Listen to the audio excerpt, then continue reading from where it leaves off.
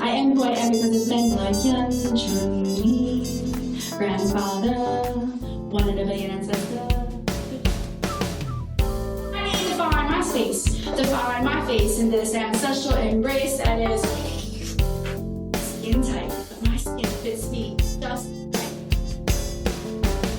They're all there, my ancestral throne, for I am, we are, lifetimes infinite, billion strong. Welcome, everyone. This is Mind Your Margins, a podcast that seeks to foster a space where it's humanly possible to make humanity possible. My name is Michelle Myers, and I'll be trying my best to help us navigate through topics about marginalized identities and prioritizing the perspectives of people who may feel invisible or silenced or ignored or erased. Also, I want to acknowledge that sometimes these discussions are difficult, but I'm hoping that through these conversations, we can claim space for understanding and compassion. Hello, beautiful people. First, let me say how truly grateful I am to be here and to have your time and attention today. Given the busy lives we all lead, I know how precious people's time and attention are. You could be doing countless other things right now, but you chose to listen to this podcast episode, and that choice means a lot to me and to Myung. Not just because we put so much of our own time and energy and work into these episodes, but also because these topics matter a great deal to us. I also want to acknowledge that although we haven't been able to keep up with posting a new podcast episode exactly within a monthly time frame, Myung and I are still committed to making these episodes as consistently as our schedules allow us to. So thank you so much with our whole hearts for your patience and for sticking with us. For you to be here today listening means everything to us. Before I get into today's topic, as I do at the beginning of every episode, I'm going to share a land acknowledgement statement. I remember the ancestors of the native peoples of this land in the hopes that, by honoring them, I also honor my mother and my father, who are ancestors now as well, and whose spirits passed over on this land, and through them connect to my Korean ancestors and the land of my birth.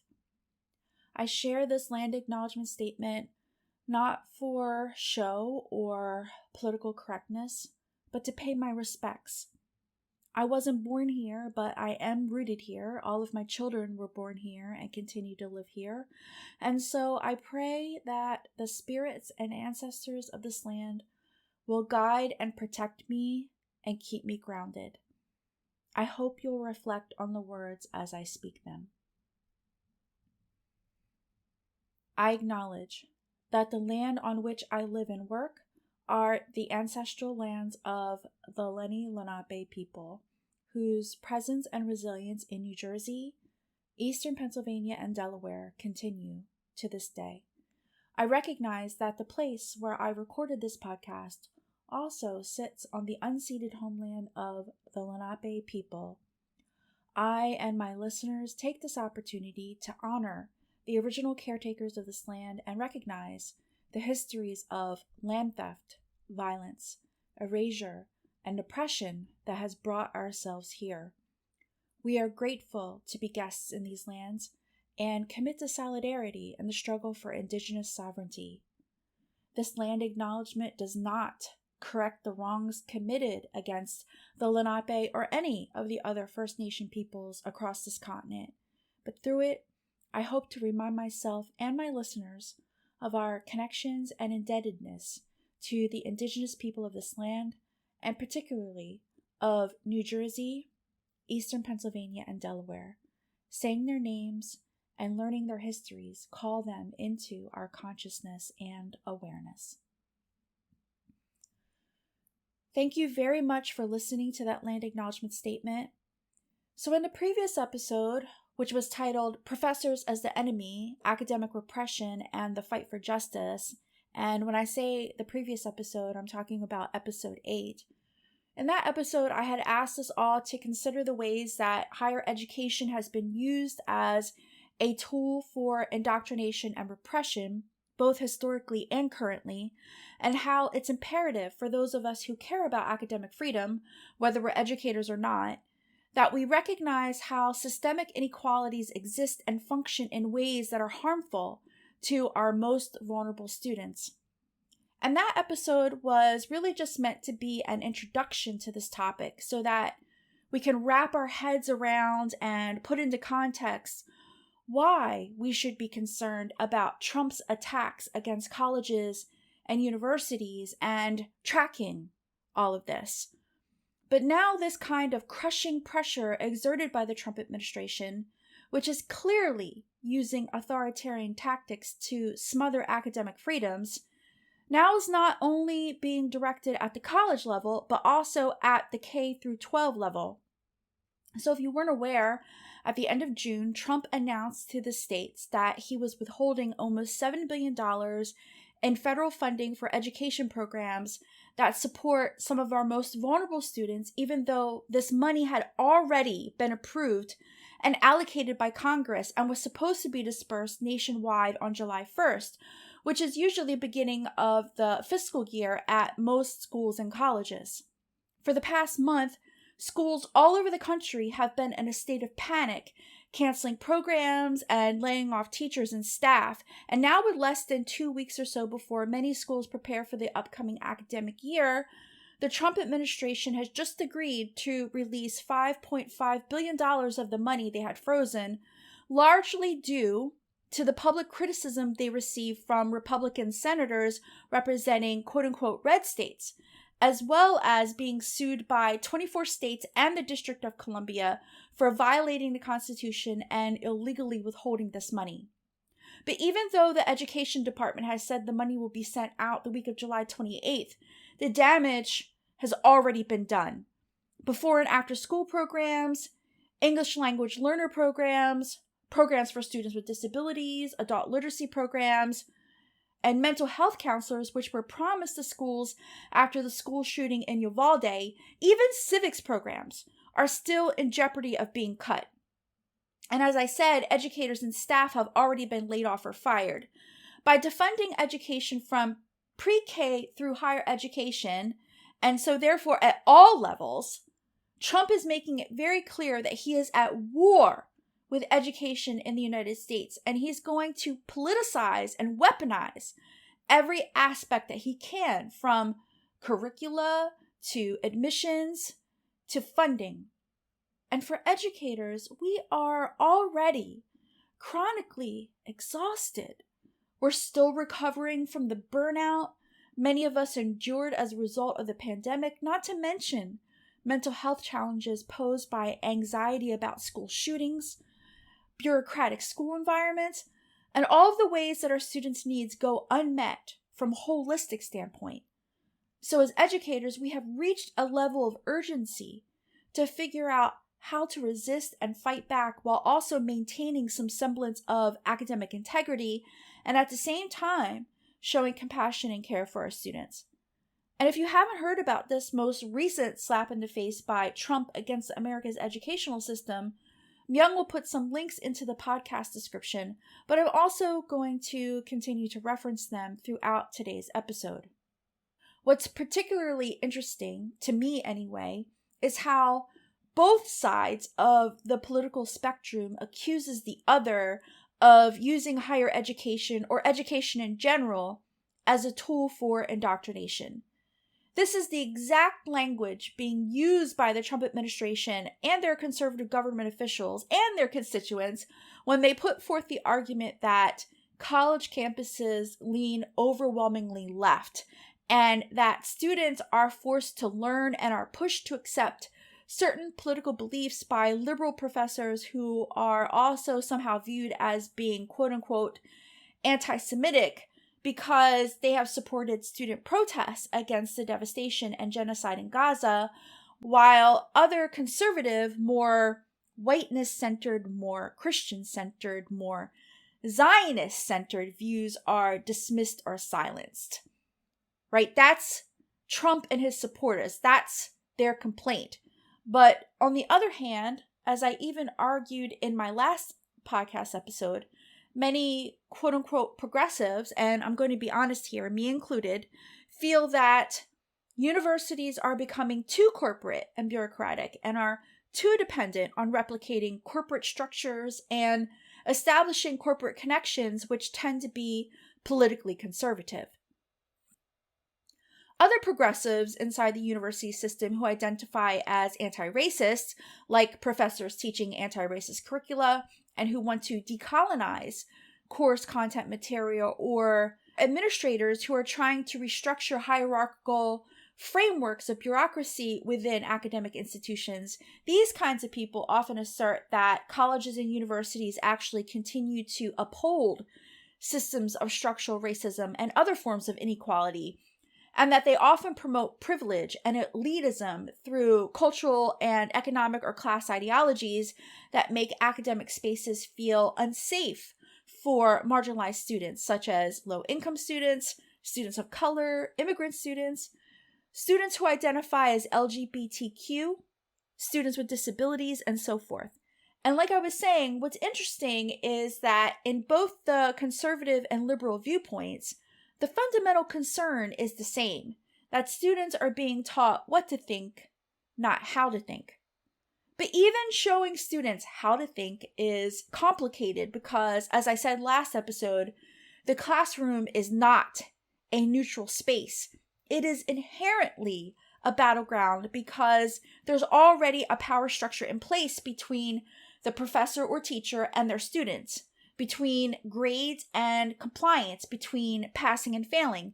And in this contested space, those of us who truly want to empower our students are being called on to choose how to best arm our students so that they can step into an active role as advocates for themselves and for the greater community.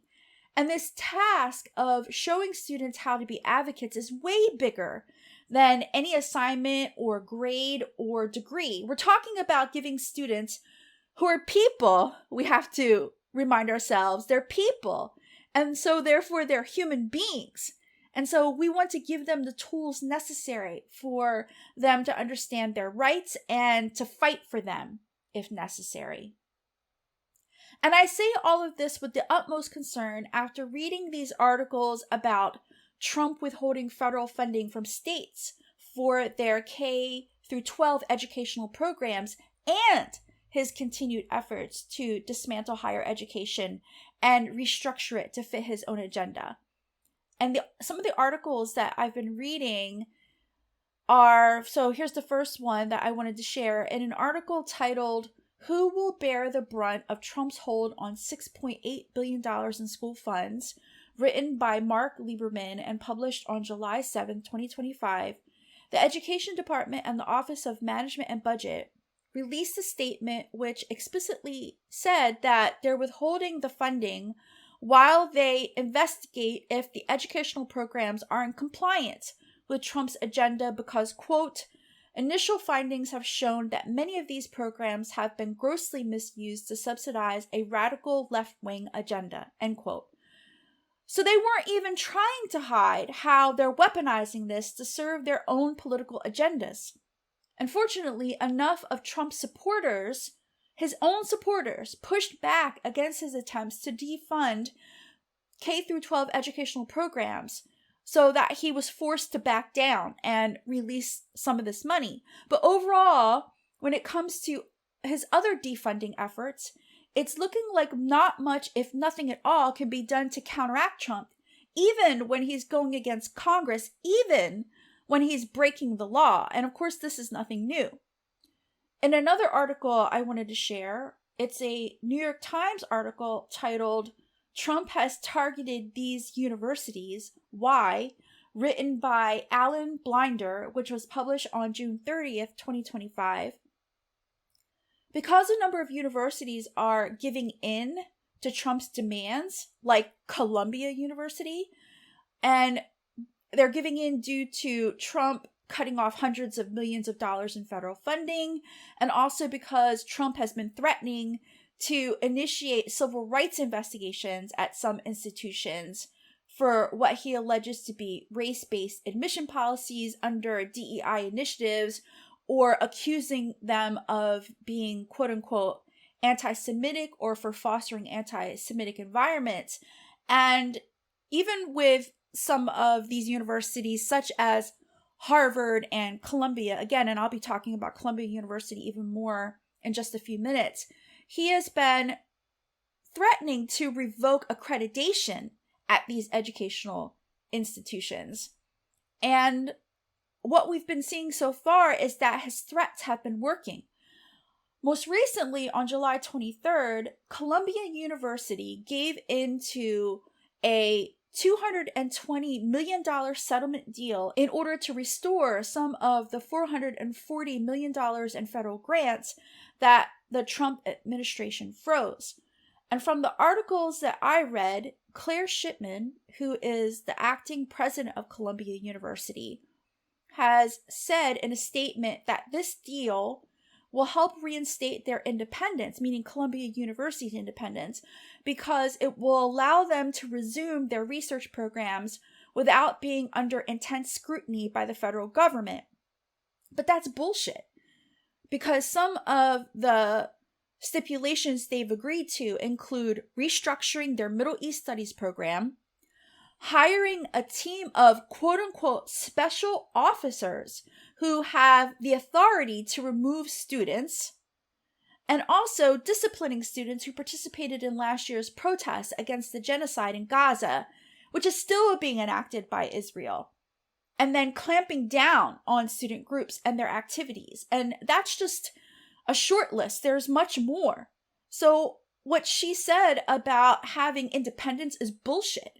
In the BBC News report that I read, Education Secretary Linda McMahon stated that the settlement with Columbia, quote, will ripple across the higher education sector and change the course of campus culture for years to come, end quote, which has been their goal all along.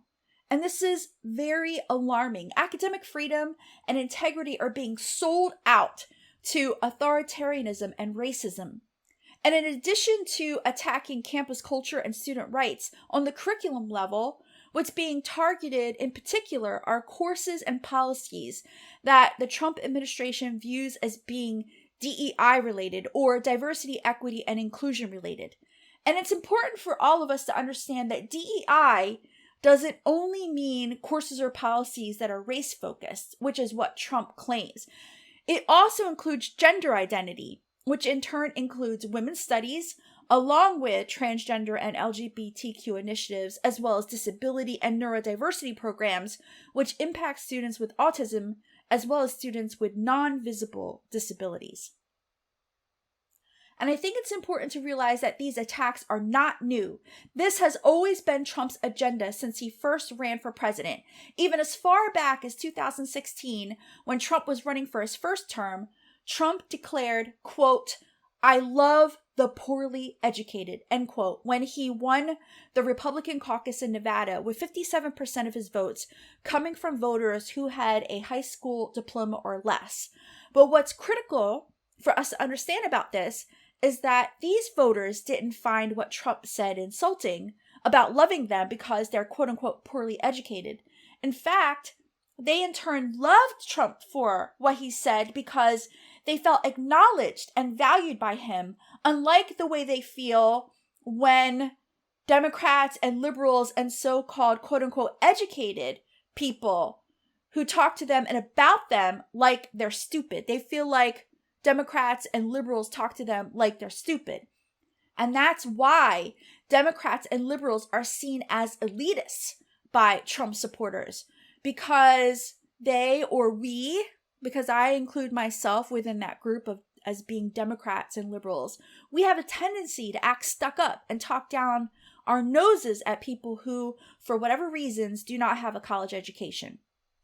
And as educators who may also identify as liberal or progressive, we have to really start taking seriously what the consequences are of quote unquote talking down our noses at people or being condescending or patronizing, especially to our students.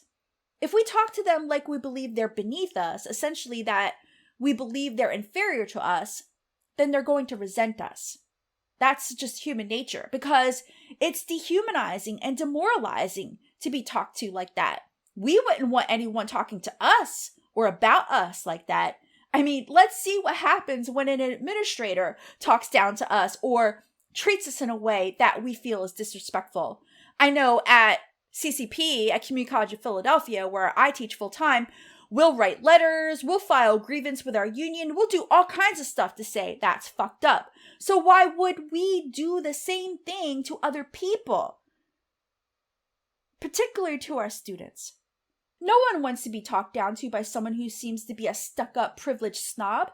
That's true whether the person who's feeling talked down to is a working-class, rural white person, or a working-class inner-city black person, or a working-class, newly arrived immigrant living anywhere in America. It doesn't matter if they're young people, if they're midlife adults, or they're elders. Nobody wants to be talked down to like they're stupid. No one. So it's understandable that Republican politicians, many of whom are some of the richest and most privileged people in this country, have latched onto how quote-unquote educated liberals act stuck up and superior and then fan the flames. So why wouldn't Republicans in states like West Virginia or Mississippi or Louisiana, where there are high percentages of people who have not gotten college degrees, why wouldn't they use rhetoric like colleges are quote-unquote indoctrination factories? That's the terminology that these Republicans actually use. They call colleges and universities indoctrination factories. Because for many of their constituents, they believe that's true and they feel disrespected.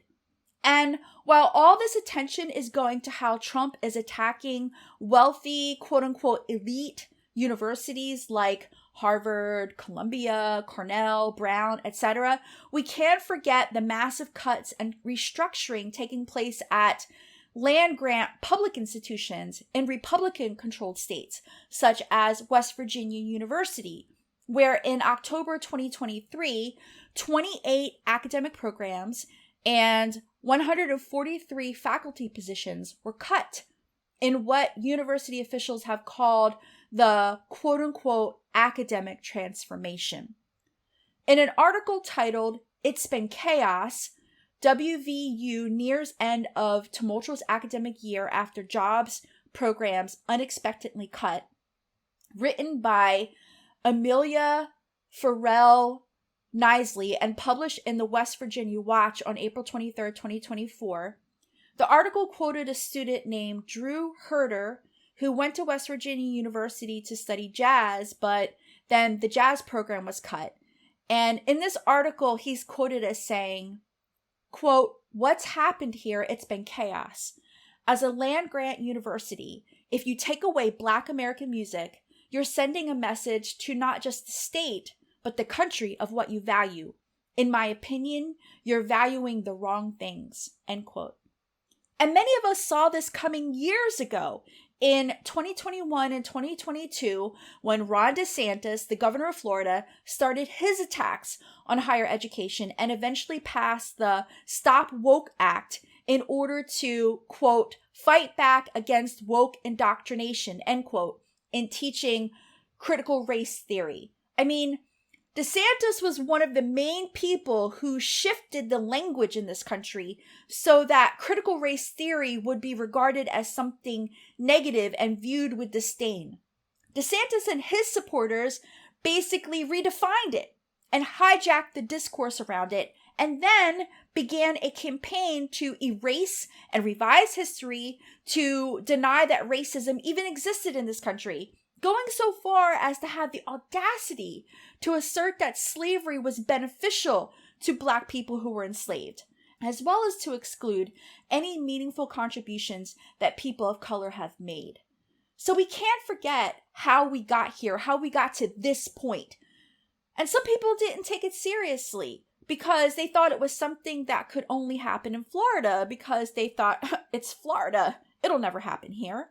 But Republicans have never wavered in their agenda to attack higher education and the American educational system in this way. And now here we are in the middle of 2025, full into the implementation of Project 2025. The Heritage Foundation's manifesto on how to embed right-wing agendas into every aspect of the federal government and over American society and culture. With Trump as bold as ever in exercising the power of signing executive orders, and so now the American educational system from K through 12 on up is at a crisis point everywhere. And what's crazy to me is that part of the mythology of the American dream is access to education, because it fits into the framework of the self-made success story that through educational opportunity in a country that supposedly values freedom and equality, anyone can become anything so long as you acquire the knowledge to do so.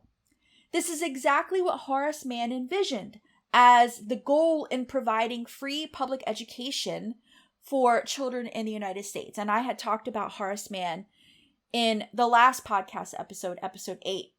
But generally speaking, people who were born here or grew up here in this country often take education for granted. To provide free education for all children and young people from ages 5 through 18, guaranteed, is a privilege that many native-born Americans don't appreciate enough. But for those of us who come from immigrant backgrounds, who are immigrants ourselves or children of immigrants, the value of free education and making the most of the opportunity that we've been given to learn and pursue the kind of career that we want, this has been instilled in us from the moment we entered the American educational system. And the reason why our immigrant parents drilled this into us is not because they want to, quote unquote, take over or quote unquote, steal jobs or any of those other false xenophobic reasons that Republicans use to spread fear and hate. For many of us, our parents told us to value education because they came from a war-torn country or a country with an oppressive government where there was limited access to education, or where education was super expensive. So only children from wealthy families could go to school, or only boys from wealthy families could get an education, where girls and women were barred from getting an education. My mom told me that when she was growing up in Korea after the Korean War, she couldn't go to school after a certain age because it cost money. And most families invested that money in the oldest son because in Korean culture, the oldest son is supposed to take care of the parents after they reach a certain age as elders. And my mom always used to say to me about not being able to get an education as a young girl, she used to say, I was so smart. If I could have gotten an education, I could have been anything.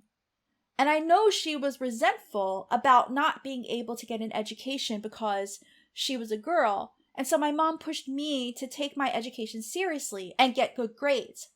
And I hear similar stories from my students who are immigrants. I mean, just this morning while grading the first discussion board assignment that my summer 2 public speaking students had to submit, which is them just introducing themselves to their classmates, one of my students who said she had immigrated to the United States from Algeria 3 years ago commented that, quote, I chose this class because I truly want to improve myself and build my skills. It is a big challenge for me, especially with my English proficiency and spelling.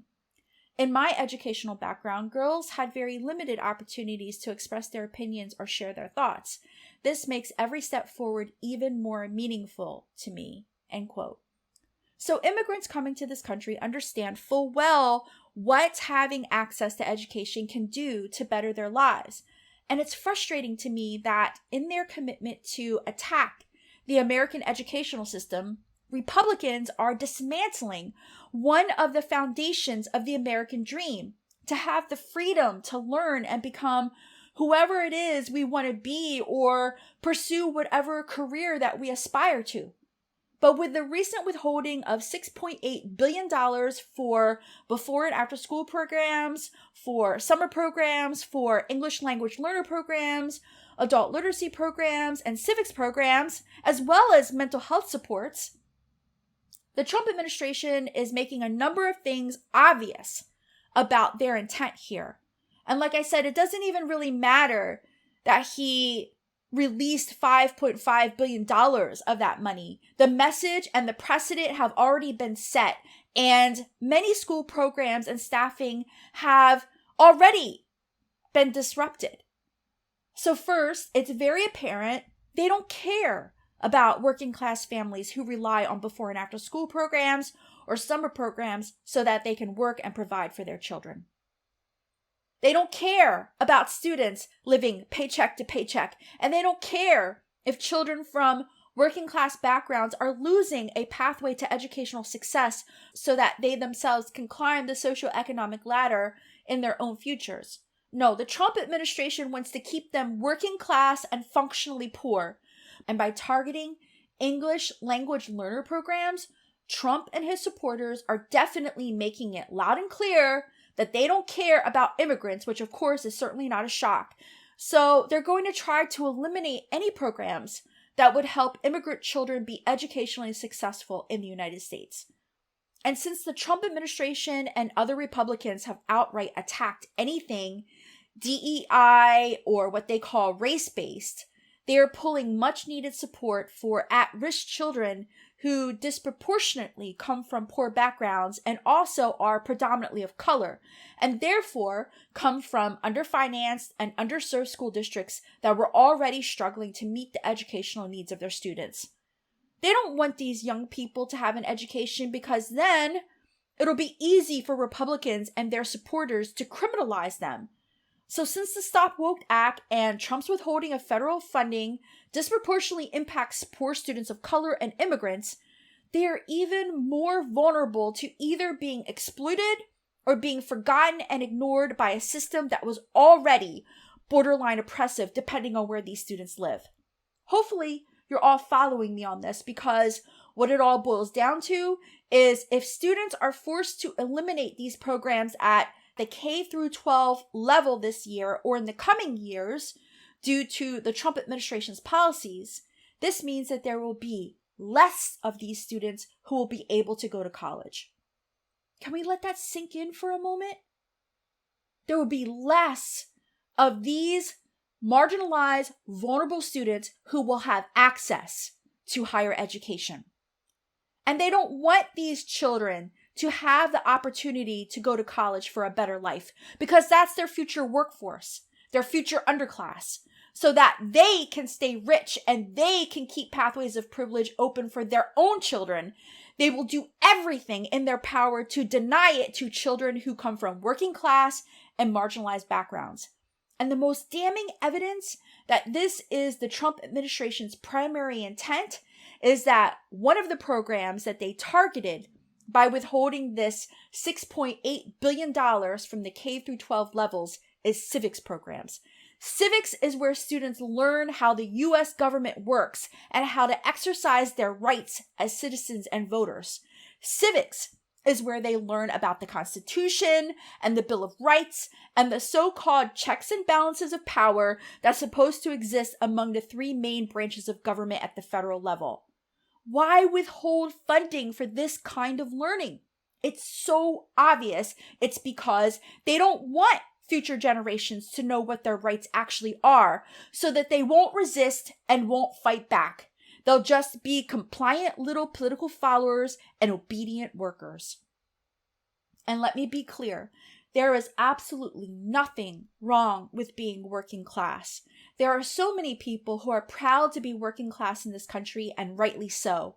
In so many ways, being working class reflects what it means to be quintessentially American, because it's founded in the idea of the American worth ethic and self-sufficiency, that working hard is noble and that you will reap the rewards of your hard work.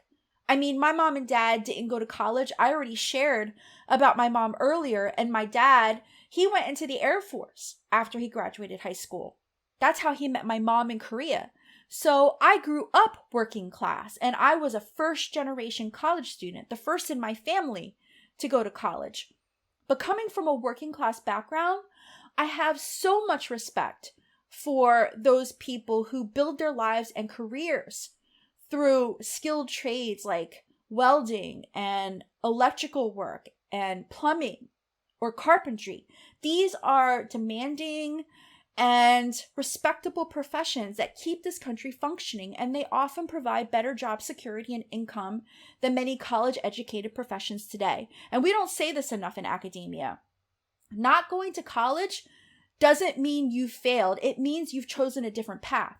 When students tell me that they don't want to be in college or they don't want a college degree, I say to them, college isn't for everyone, and that's okay. Because over the past few decades, we've been sold this narrative that college is the only pathway to the American dream. But let's be honest, that narrative is outdated and just not true. It erases all the people who achieve success outside of academia. But our goal should be to provide people with access and choice, not forced conformity to one single path, especially when the cost of higher education leaves people buried in student debt for decades. So there's nothing wrong with not going to college. If people can get a good paying job and save money by not going to college and not going into student loan debt, I'm all for that. But it should be a choice. And what's alarming is that Republicans are taking away educational opportunities as a choice for many people who are already vulnerable and marginalized. So what can we do? I'm sounding the alarm about this, but honestly, I don't know what we can really do when it comes to these macro, big picture, politicized issues, because Trump is doing whatever he wants, and he has Congress and the Supreme Court in his pocket. So I don't really know what we can do about all that. I mean, we'll see what happens if Trump continues to cut funding for K through 12 programs, which negatively impact poor rural children in predominantly white Republican regions or states. And there's no doubt that the public rebukes Trump received from Republican senators representing Alaska, West Virginia, North and South Dakota, Alabama, and 5 other red states are what prompted him to release some of the money he had withheld. I'm sure he didn't want to risk a huge backlash from his base, so he gave into the pressure to release that money. So it should be pointed out more frequently how Trump's educational policies would cause harm to children from lower income families in red states as well. Because, of course, students of all racial backgrounds rely on federal funding. And so, yes, this would negatively impact children who come from lower income white families in rural red states, where some of Trump's biggest supporters come from. But again, at the macro national level stuff, we'll have to wait and see. On the other hand, when it comes to the micro, personal, one-on-one level with students, I definitely have thoughts about that. You know, I've been an educator for almost 30 years, and in that time, I've learned that teaching is not just about content, it's about connection. For those of us who are already embedded in the system, teaching, we should be rejecting the idea that our role is to be gatekeepers. Gatekeepers of intellectualism, gatekeepers of scholarship, gatekeepers of academic rigor, blah, blah, blah. That is such an obsolete, antiquated, and frankly, conservative and elitist view of higher education. We should not be gatekeepers or authoritarians or tyrants over our students. We should be humanitarians. We should be co-creators. We should be active allies with our students so that they can achieve their dreams. This is not just my teaching philosophy, it's what I put into my teaching practice. And so, in the spirit of all that today, I want to share what I value most about my students and how I try to center those values in everything I do in the classroom.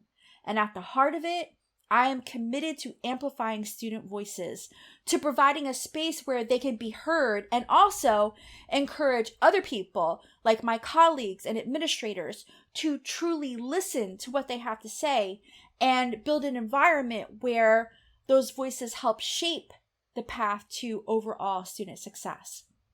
So in all the ways that I identify, in all of the roles that I take on in my life, I'm a believer in personal power through authenticity. And one of the reasons why I have been someone who has tried to be a voice for that and an advocate for that is because growing up, I always felt like an outcast. As a biracial woman, I've had experiences throughout my life where people attempted to impose their own ideas onto me about who I am or who I should be, their own definitions without knowing who I am at all.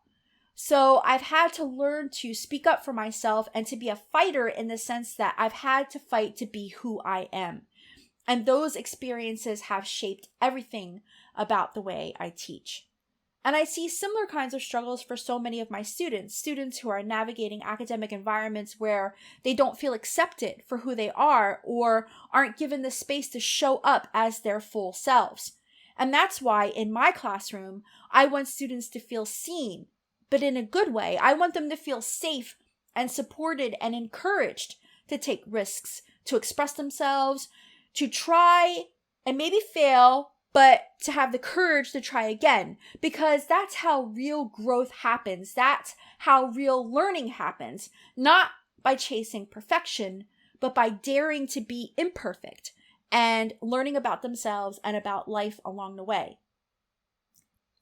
And this also isn't about paying lip service to promoting a growth mindset among our students. That term growth mindset has had so much currency in education for the past decade or so, but I don't think all of the educators who tout it actively apply it in a meaningful way for their students. For me, it should be about living it or about putting growth mindset into quote unquote practical practice, to borrow from a comment one of my public speaking students made earlier this summer. And I actually have this student's comment right here in case I wanted to share it, and I think I will share it because it's just so insightful and true. In reflecting on the skills they felt like they had developed in our public speaking class, this student had said, quote, "Public speaking is a skill that required practical practice. That is to say, you can study for fucking hours, but if you never actually practice, you will never get good. Many humans fear failure and become frustrated when things are not good quickly, like their brains just cannot comprehend that knowing something is different from knowing something. Public speaking is one of those things that you have to fail at to get good, because it can only come from practical experience." End quote. And another one of my students had responded to the student's comment by stating, quote, "I also totally agree with the sentiment in your final reflection about failing forward when it comes to public speaking. I feel like the same can be said for most things that we as human beings attempt, and the missing piece usually always is the courage to not be good at something for a while." End quote. See, this is exactly what we have to give students space to do, to quote unquote fail forward. We need to tell them and show them that it's okay not to be good at something, but trusting that they will be if they're given the space to learn and improve. And that we won't flunk them at the end of the semester while they're going through these growing pains. This is the true meaning of having a growth mindset. And this commitment to seeing students in a positive way, to honoring their voices, to letting them fail forward, isn't something I leave at the classroom door. It's something that shows up in every role I take on in my life, whether I'm teaching as a college professor, or writing and performing as a spoken word poet, or speaking up as an advocate or an activist, or simply showing up as a member of my community. At the core of it all is the same belief. We grow stronger both individually and collectively when we can relate to each other and we're connected. Because at the end of the day, wherever we are when we cross paths, whether it's in the classroom or on the street, we're really just walking each other home. I can't take credit for that expression.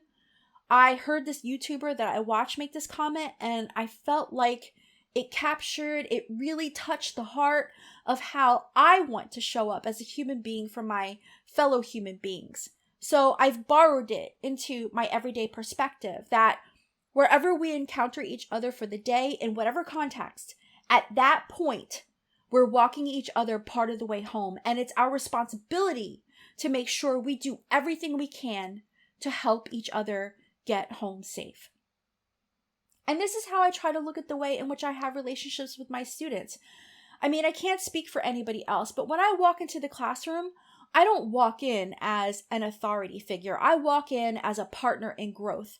I want my students to know you matter here. You are seen here. You are safe to try here, to stumble, to question, to create, and to be exactly who you are in this moment, in this space. Because I'm not just teaching students. I mean, let's be real. Since the pandemic, I found that so much of my role has shifted. Yes, I'm teaching, but more and more, my role has been about helping my students heal. And we don't talk enough about the emotional aftermath our students are carrying as a result of the pandemic. The isolation, the fear, the deep sense of disconnection. For so many of them, school felt like a place where they were being judged and grades felt like a punishment. So what I've been trying to do is help rebuild that trust, to show them that I am not their enemy, that they are more than just a letter grade or a missing assignment. Because one of the things that we forget about school is that for many students, this is the only safe space in their lives. They might have an abusive home life, or because of food insecurity, school may be the only way they're able to get a meal. When students fall asleep in our class, we don't know why they're falling asleep. We don't know what they're going home to.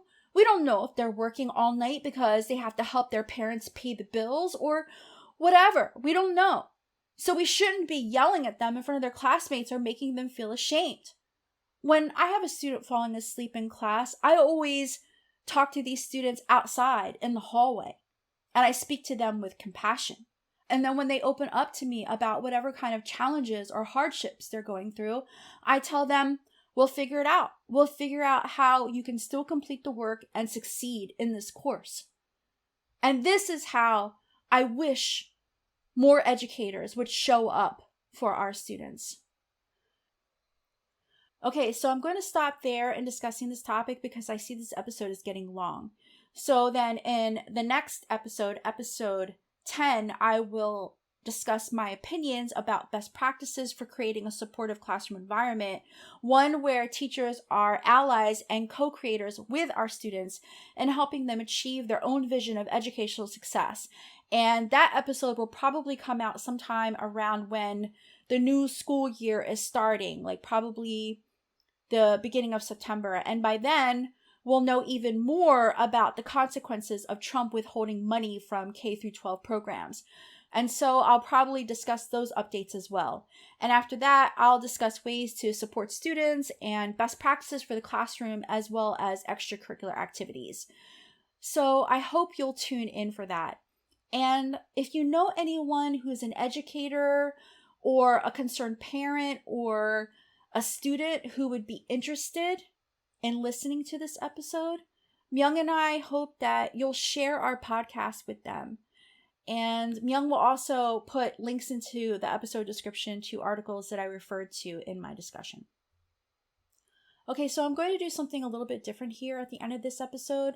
For those of you who have listened to the past couple of episodes, you may remember that I've been experimenting with oracle cards by pulling one at the end of the episode and discussing it. And to clarify, I don't do this with any kind of predictive intent or for divination or anything like that. I'm not a tarot card reader. I'm strictly using these cards as tools for personal development. But what I'm doing differently today is I've actually already pulled a card, and throughout my discussion in this podcast episode, I was reflecting on how the cards seem to connect to the topic, kind of like using it as a guiding idea or guiding energy.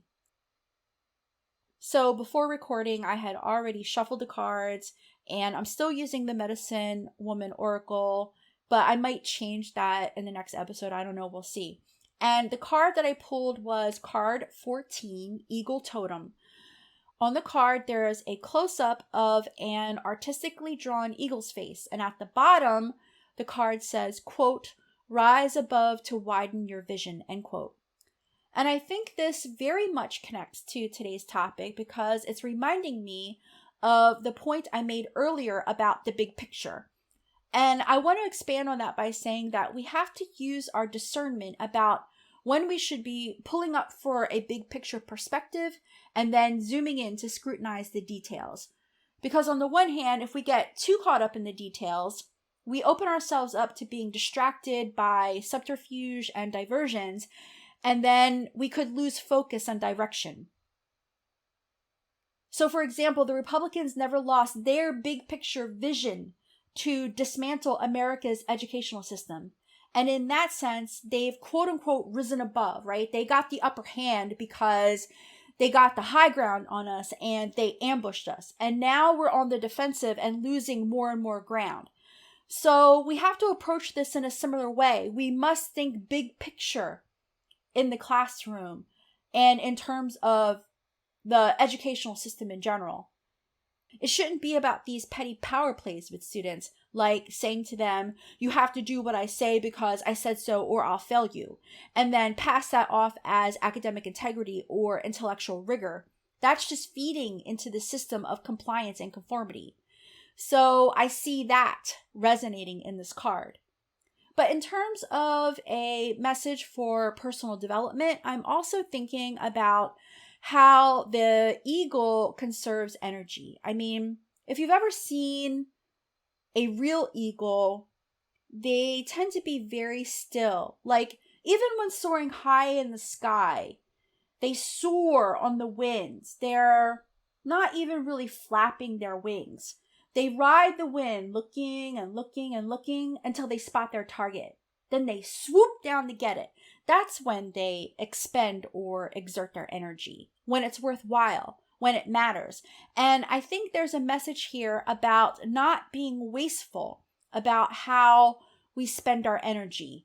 You know, we're constantly distracted, or we're constantly overstimulated, we're constantly triggered. You have to figure out how that shows up in your own life. Are you constantly on social media, texting, streaming, playing video games? Are you overthinking or overanalyzing, overwhelmed with negative self-talk, or caught up in negative thought loops in your head? We have to break free from all of that. Be more objective and discerning, like the eagle, and be free to soar authentically. You know, many Native American cultures revere the bald eagle as a symbol of freedom and a higher connection to spirit or spirituality or our own higher consciousness. So don't fall for the distractions that divert us from claiming our own personal power. As Walt Whitman said in his epic poem, Song of Myself, and as I'm saying this, I think I might have quoted this line before in a previous episode, but I mean, I love Whitman. I love Walt Whitman's poetry, so sometimes his lines just come to me. But anyway, the line is, quote, I sound my barbaric yawp over the roofs of the world, end quote. Beautiful people, go find your own eagle yawp. So I hope you found that message helpful and uplifting, and we'll post an image of the card on Facebook and Instagram, on my personal Facebook and Instagram, as well as on the Mind Your Margins Facebook and Instagram.